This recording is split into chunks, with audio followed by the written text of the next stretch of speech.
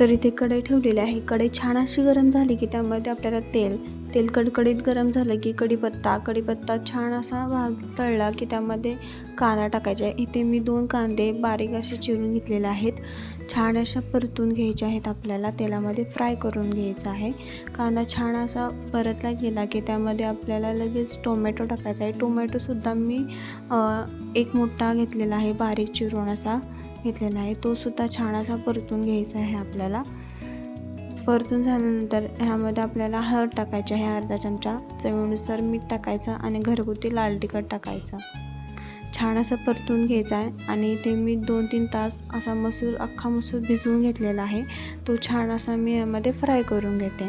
आता मिक्स करून झाल्यानंतर त्यामध्ये आपल्याला गरजेनुसार पाणी टाकायचं आहे। आपल्याला कितपत आपल्याला हवं आहे तेवढं आपण पाणी टाकायचं आहे। आता इथे मी पाणी टाकून घेतलेलं आहे। इथे लगेच मी त्यावर कोथिंबीरसुद्धा टाकते बारीक चिरलेली। मिक्स करून घ्यायचं आणि झाकण ठेवून शिजवून द्यायचं।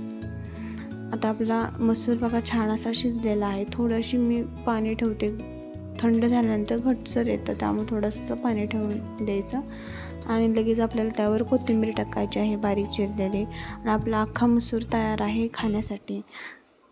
मस्तपैकी झणझणीत अशी आपली रेसिपी आहे।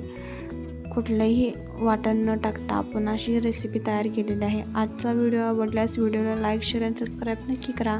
Thanks for watching video.